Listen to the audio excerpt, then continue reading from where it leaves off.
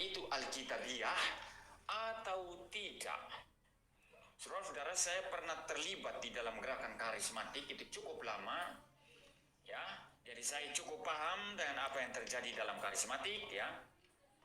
Dan kalau hanya bahasa roh seperti yang diucapkan sekarang ini, dulu saya ucapkan juga, saudara, ya. Tetapi yang kemudian setelah saya meneliti Alkitab baik-baik, saya menilai baik-baik, saya mengatakan itu bukan bahasa roh yang sesungguhnya. Misalnya bahasa roh apa yang diucapkan sekarang ini? Kan umum ya, sikira sandalama sandalama sandalama sandalama sandalama sandalama sandalama shalalalalalala kan begitu saudara. Nah, apakah ini bahasa roh sebagaimana yang dimaksud oleh Alkitab ataukah tidak, saudara? Nah, untuk mengetahui apakah ini bahasa roh atau tidak sebagaimana dimaksud Alkitab, saudara, pertama-tama mari kita kembali kepada penjelasan saya tadi. Apakah itu bahasa roh? Adalah bahasa-bahasa yang kacau, yang tidak ada bermakna, tidak ada artinya, seperti sikira sandalawas sandalawas sandalawas, bahasa atau kata-kata yang diulang-ulang ataukah bahasa-bahasa di dunia ini yang mempunyai makna tertentu. Saya sudah mengatakan tadi, berdasarkan riset saya, itu adalah bahasa-bahasa dunia ini yang kita bisa paham. Jadi bukan satu dua kata yang diulang-ulang seperti sikira sandalawas sandalawas sandalawas, bukan, saudara. Itu adalah bahasa-bahasa yang dipakai di dunia ini. Ini yang jelas, ya. Nah, lalu yang berikut, saudara, itu mengenai apa? Oke. Salam sehat untuk semua dan para penonton channel ini. Puji Tuhan, karena pendeta itu telah membahas tentang Roh Kudus. Tanggung kali ya, Pak. Kenapa nggak sekalian sandal jepit ya? Karena sandal jepit aja langsung kan. Jadi kita bahas 1 Korintus 14 ayat 2. Bapak Ibu, saya akan baca. Siapa yang berkata-kata dengan bahasa roh tidak berkata-kata kepada manusia, tetapi kepada Allah. Sebab tidak ada seorang pun yang mengerti bahasanya, oleh roh ia mengucapkan hal-hal rahasia. Saya akan cerita, dan ini pengalaman saya lah. Saya dulu Kristen KTP. Dari kecil saya itu Kristen, Bapak Ibu. Dan saya itu dulu AKBP, Protestan, Bapak Ibu. Setelah saya merantau, masuklah ke Krismatik. Dan masuk saya Krismatik, langsung GBI, Bapak Ibu. Dan emang saya seperti Bapak ini dulu, Bapak. Tidak apa sih, sandal raba-raba itu ya kan, sandal jepit itu ya kan, langsung gitu aja lah ya. Apa sih, nggak tahu artinya. Dan kita bertanya sama pendeta pun nggak tahu artinya sebenarnya.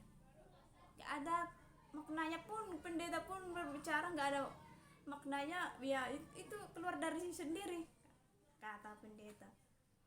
Jadi karena saya saking penasaran, saya sampai lulus 3 kom 100, kom 200, kom 300, belum lagi paham apa sebenarnya tentang Roh Kudus ini.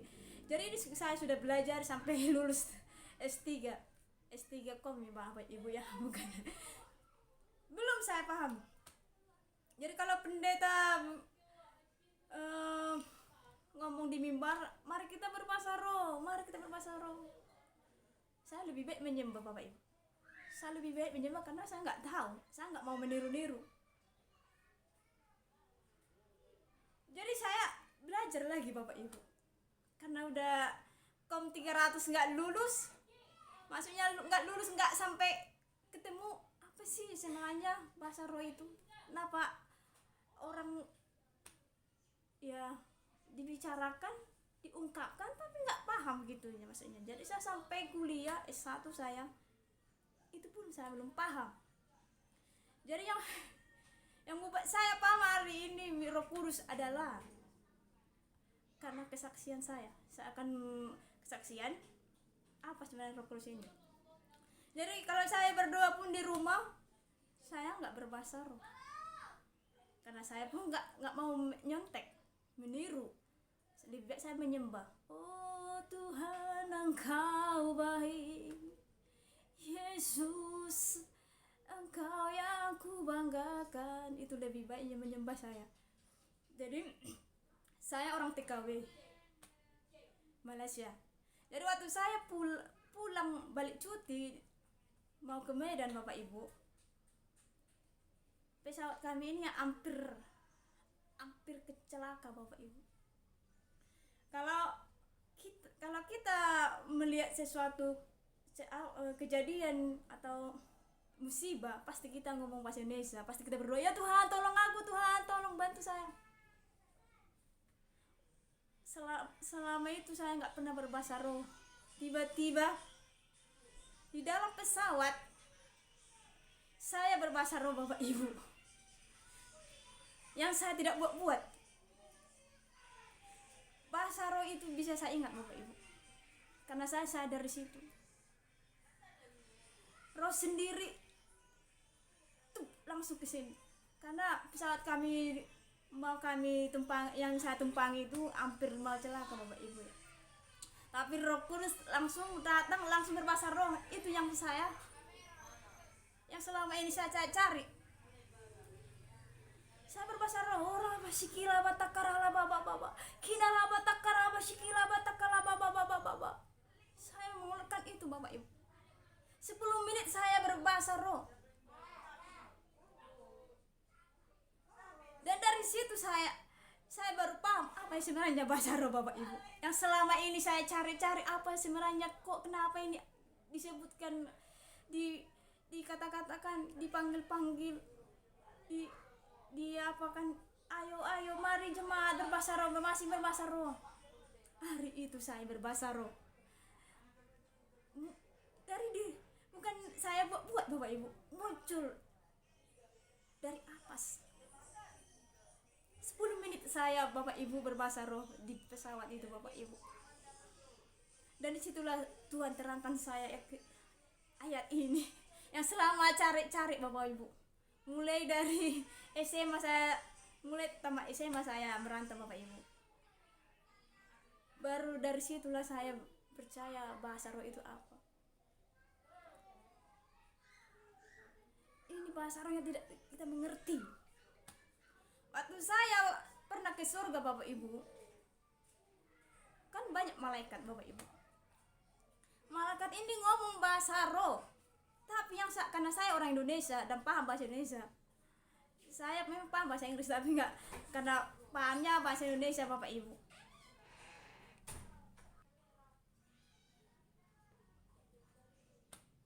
Jadi malaikat ini berbicara sama aku, Bapak Ibu. Mereka bahasa roh. Tapi karena saya orang Indonesia, saya menerimanya bahasa Indonesia, Bapak Ibu. Saya menerima itu bahasa Indonesia. Yang dibilangnya Paulus itu, Bapak Ibu, bahasa roh harus bisa diartikan itu seperti ini. Maksudnya bahasa roh yang bisa diartikan contohnya seperti ini, karena saya sudah berpengalaman. Orang yang berpengalaman yang bisa menyampaikan firman Tuhan. Karena firman Tuhan ini sangat, saya bilang, susah untuk dimengerti kalau tidak ada Roh Kudus yang memimpin, ya. Yang bahasa roh yang dibilang Paulus ini yang dapat diartikan orang. Ini bahasa roh, contohnya gini. Ini berpengalaman, ya. Kami orang Indonesia semua, Bapak Ibu. Ya, ada yang tahu bahasa Inggris. Kami 10 malam. Kami 10 malam. Pas hari ke-8-nya ada seorang jemaat yang berbahasa roh. Bahasa rohnya bahasa Inggris. Tapi karena ada sebagian kami yang mengerti bahasa Inggris, jadi kami artikan kepada kami semua ini bahwa ada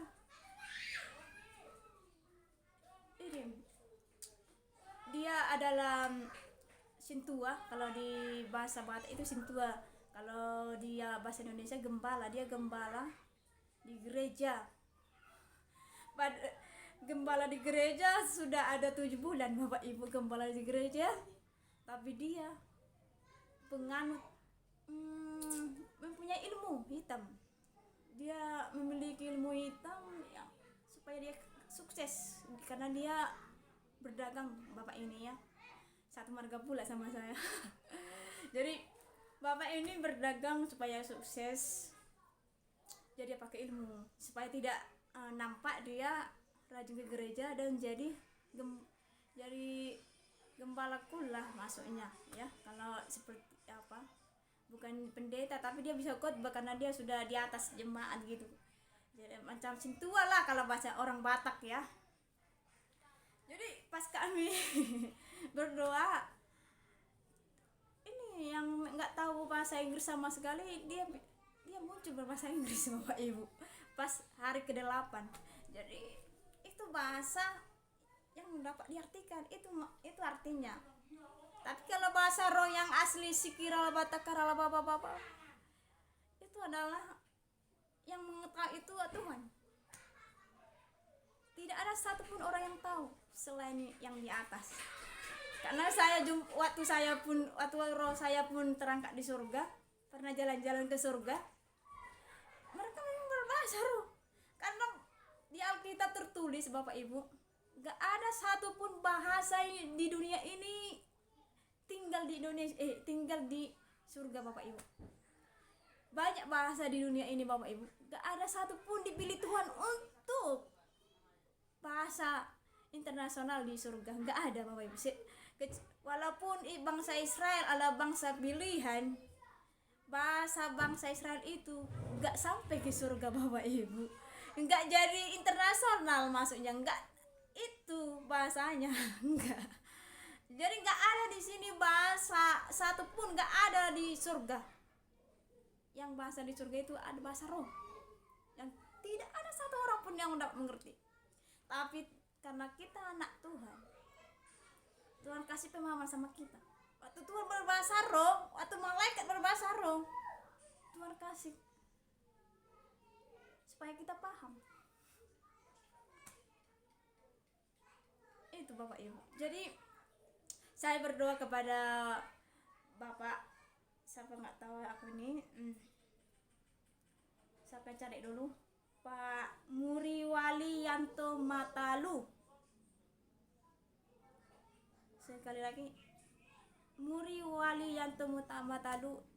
Maaf Pak, saya bukannya untuk, saya lebih mudah untuk menasihati Bapak, tapi di dalam firman Tuhan kita saling menegur, karena Roh Kudus tidak bisa dihujat ya. Apalagi seperti ini ya. Ya saya tahu itu Pak, saya pun dulu seperti Bapak ya. Tapi Roh Kudus sendiri yang datang sama saya, karena saya pun nggak mau menyontek. Saya paling nggak suka menyontek Bapak Ibu, karena menyontek itu nggak ada gunanya. Maaf kata ya, seperti doa-doa. Karena saya dulu orang Protestan, AKBP kan doanya dicontek Bapak Ibu, kita hafal doa-doanya ya kan. Jadi kalau karismatik itu kan doa sendiri maksudnya, jadi nggak nyontek dia. Jadi prinsip saya nggak mau nyontek orang lain. Jadi berserah kepada Tuhan. Jadi Roh Kudus itu intinya adalah bahasa roh yang tidak dapat diartikan siapapun selain Yesus Kristus, karena dialah yang tahu itu Bapak Ibu. Bahasa roh itu bisa kita ingat Bapak Ibu, bisa kita ingat, karena kita sadar, setengah sadar kita Bapak Ibu. Dan semenjak saya bisa berbahasa roh, dari situ saya kalau menyembah Tuhan, kalau serius saya menyembah Tuhan, udah pada bahasa roh saya langsung bahasa roh menangis berlutut. Tapi kalau nggak serius, contohnya agak gimana, maksudnya kita serius tapi nggak terlalu serius banget gitu, itu nggak akan muncul saya berbahasa roh. Lebih baik saya menyembah Tuhan. Lebih baik saya menyembah Tuhan. Kalau saya buat-buatnya orala basikila bataka nggak ada gunanya. Jadi kalau saya sudah serius berintim dengan Tuhan, datang sendiri bahasa rohnya. Dan itu pun kita menangis karena waktu saya berbahasa roh itu, pas berdoa itu, saya merasa saya langsung pikiranku dan mataku ini tertuju kepada Tuhan. Tuhan Yesus seperti duduk seperti ini, Bapak Ibu. Ini seperti ini. Dia raja. Jadi saya itu duduk di situnya, Bapak Ibu. Yesus duduk di bangku seperti ini. Kalau saya menyembah langsung berbahasa roh ya, saya langsung melihat Yesus seperti ini. Jadi saya menyembah. Jadi seperti itu, Bapak Ibu. Ya,